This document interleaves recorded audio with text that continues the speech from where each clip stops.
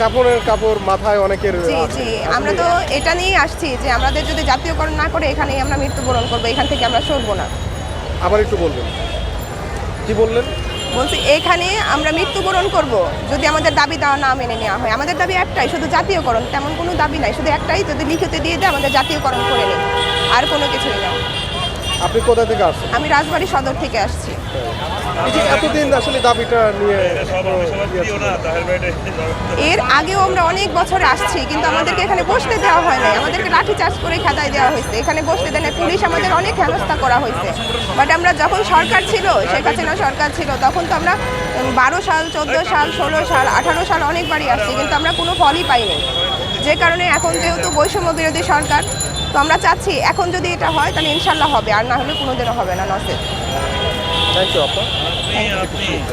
সরকারের প্রতি কেন আশ্বস্ত কেন যে আপনি এই সরকারে আপনার আসসালামু আলাইকুম এই সরকারে আপনার চাকরির করবো?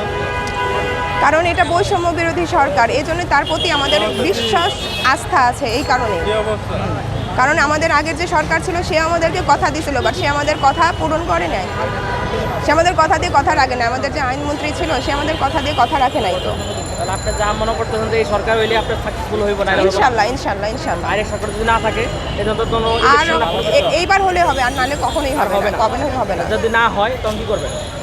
আমরা তো মাঠ ছাড়বো না, তাতে আমাদের জান চলে যাক। কারণ আমাদের নকল নবিশের চাকরি, নো ওয়ার্ক নো পে, আমাদের টাকা আমাদেরই দিতে হবে। আমরা তো কারো কাছ থেকে কোনো টাকা চাচ্ছি না। তো আমি মানে কি বুঝলাম, টাকা কি? টাকা বলতে যে নকলের দলিলের প্রতি আমাদের জন্য 600 টাকা ধার্য করা হয়, 600 টাকা প্রতিটা দলিল প্রতি। তা ওইখান থেকে 60 টাকা হয়, মানে প্রতিটা পৃষ্ঠা প্রতি 60 টাকা, সেখান থেকে আমাদের 36 টাকা দেওয়া হয়। কিন্তু একটা দলিলে 600 টাকা আসে, সেই টাকাটাই তো থেকে যায়। আমাদের তো আর 600 টাকা দিচ্ছে না, ওইখান থেকে 200 থেকে 250 টাকা আমাদেরকে দেওয়া হয়।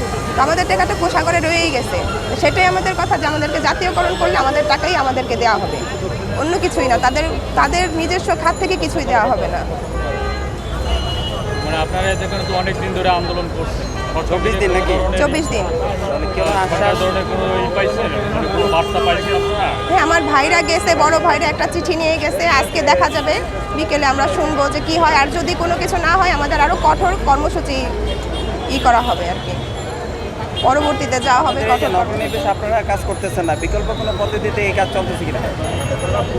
আমাদের যতদূর ধারণা সব অফিসগুলোই বন্ধ আছে আর কি, মানে আমরা সব অফিসকেই চিঠি দিয়ে বন্ধ করা হয়েছে। আর সব জেলায় জেলায় অবশ্য বন্ধই আছে কাজগুলি। আমরা কাজ না করলে তো আসলে পাবলিকও হয়রানি হয়। কাজ যদি বন্ধ থাকতো তাহলে তো আপনাদের এই পেশাটা জনগণের পক্ষ থেকে আসতো। আপনারা কি বিকল্প পদ্ধতিতে এই কাজটা চলার কারণে মনে হয় আপনাদের এই দাবিটা যৌক্তিক হচ্ছে না?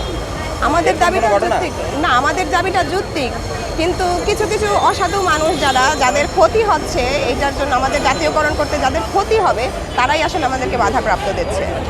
কিছু কিছু মানুষ, সবাই না। এটা কোনো না হওয়ার কারণে কোনো ষড়যন্ত্র চলতেছে কিনা, বা আপনাদের অন্যান্য থেকে উপরস্থ দিক থেকে?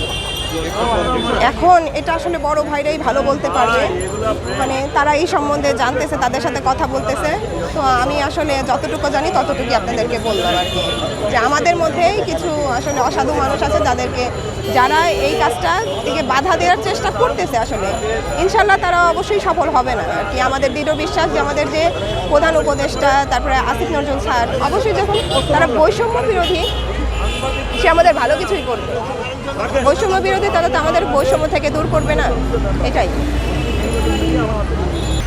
আমরা যতটুকু জানি ওরা গত মাসের 20 তারিখে আসছে, গতকালকে শুনলাম যে ওনারা